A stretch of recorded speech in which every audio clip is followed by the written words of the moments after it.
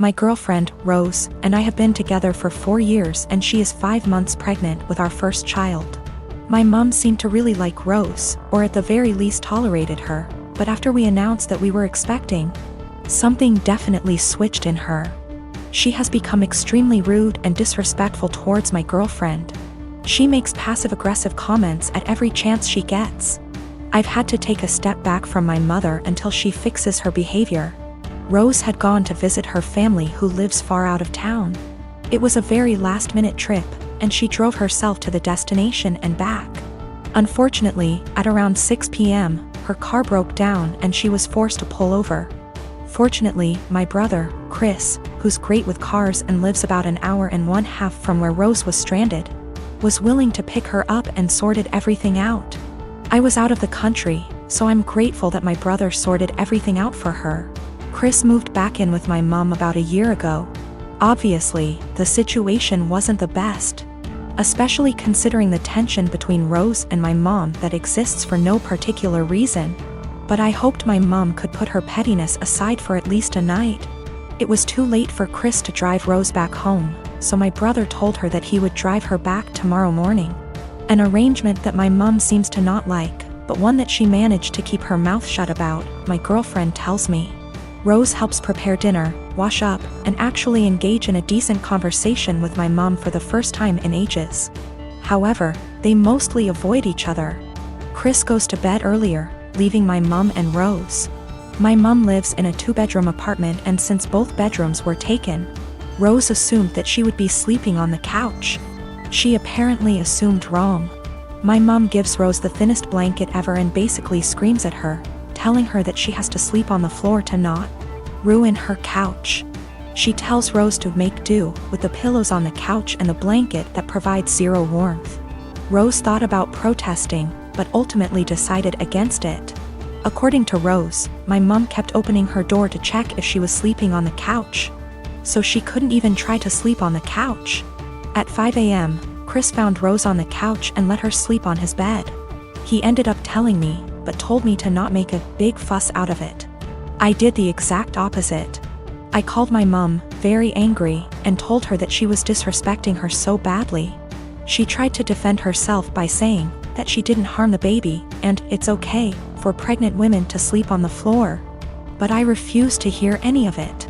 Chris agrees with me, but told me that I shouldn't make it a fight. I feel like I'm losing my mind.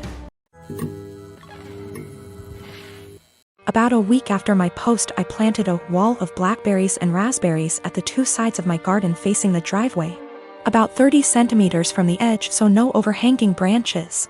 On the other side of the berry wall, I planted lots stuff like strawberries and tomatoes. To reach the tomatoes and strawberries from the driveway, you have either go through the fruit bushes or walk up to my house. Walk about 2 m along the side of the house and my windows, and then walk into my actual garden. Not something you do by mistake. For about 2 weeks it was somewhat quiet, but I still found the kids on my driveway every single days. As far as I know, they did not enter the garden, and I hadn't noticed them walking around my house anymore. So I figured the bushes were working. About 1 week ago, berry season started and my bushes are now full of raspberries, and there's lots of strawberries as well. The neighbors noticed. First I caught the boys picking and eating raspberries, so I told them off and dropped them off at home, told their mom I caught them stealing. That's how I see it, even though it's fruit, and that I'd call the cops next time. She huffed and told me to grow up, but took the boys inside anyway.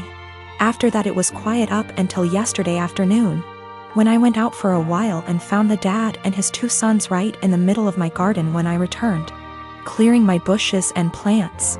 I didn't even confront them, just called the cops from a distance as they hadn't noticed me yet, and started filming them after making the call. Luckily 2 cops showed up after 10 minutes or so, and they confronted the neighbor as they were still picking berries. They told them they were trespassing and that the berry picking was in fact considered stealing, and that I could press charges. For the first time I noticed a bit of fear in my neighbor. He was having trouble finding his words and kept looking back at his house. I guess hoping his wife would show to yell at the cops. They all went inside with the cops, so I just went home as well. After a while the cops came by and asked me if I wanted to press charges. I asked them if they felt like they scared the neighbor enough to stay away. I got a small smile and yes, about him, but the wife had just kept shouting at them and her husband about the little living next door. I told them no for now, asked them if I'd be allowed to get an extra camera set up on the wall between my garden and the road, to cover the entire front garden plus driveway. They said that's allowed as long as it's on my side of the wall. So, now I'm getting an extra camera installed. One neighbor knows I'm done messing around, but his wife isn't there yet, and if I ever catch any of them again, the cops will be called and possible charges will follow. I live in a not so well-off area. I am not well-off by any means, but I have a Wi-Fi connection. My Wi-Fi has a 4-device limit. It's the cheapest plan they have. My neighbors have a 12-year-old daughter who has to attend online classes. I know her well because she comes over fairly often to hang out with my daughter as they are friends. Her name is Shania. We live in India. Shania is an Indian name. I am also Indian. Shania's parents told her they cannot afford Wi-Fi, so she asked me if she can use mine. I agreed, and said the only condition was that she has to study hella hard and do her best. She agreed and has been using it for a while. Over the past 2 months, I have been finding it hard to use my Wi-Fi.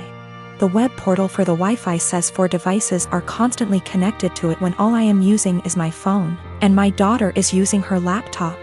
Sometimes, my daughter can't connect to her own classes and uses data.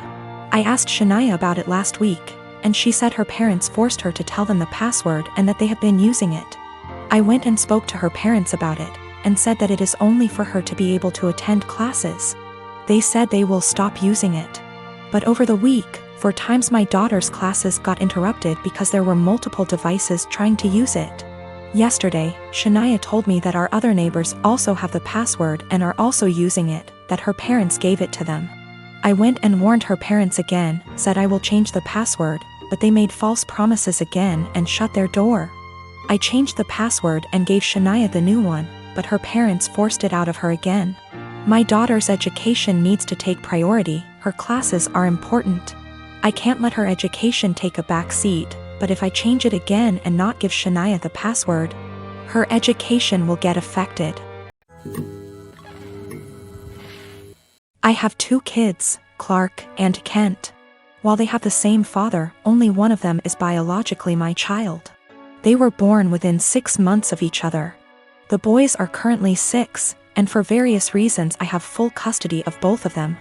I didn't speak to anyone in my family for several years, and we got back in touch in 2019. Due to the boys' ages, my family know I couldn't have carried both, unless I have the gestation period of a hamster or the longest labor ever.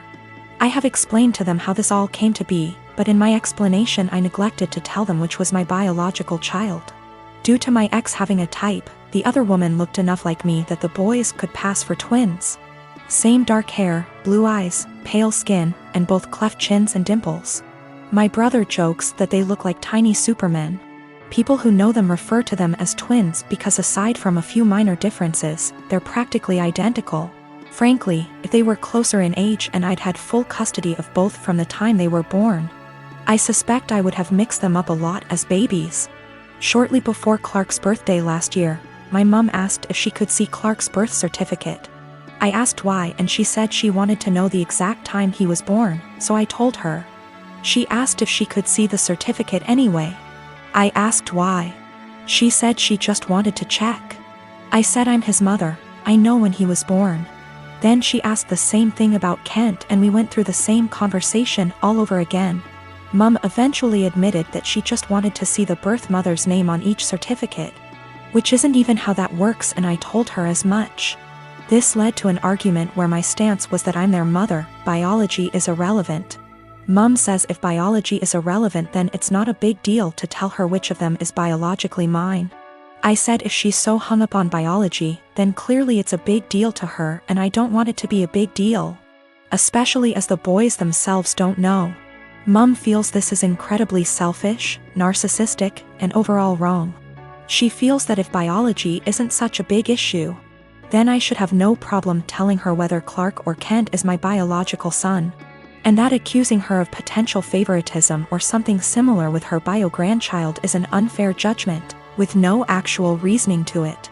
My boyfriend agrees that I shouldn't tell anyone, at least until my sons have decided for themselves if they want to know and want other people to know. But my entire family agree with Mom that I'm being unreasonably selfish and that my actions now are more likely to cause issues than Mom's potential actions later.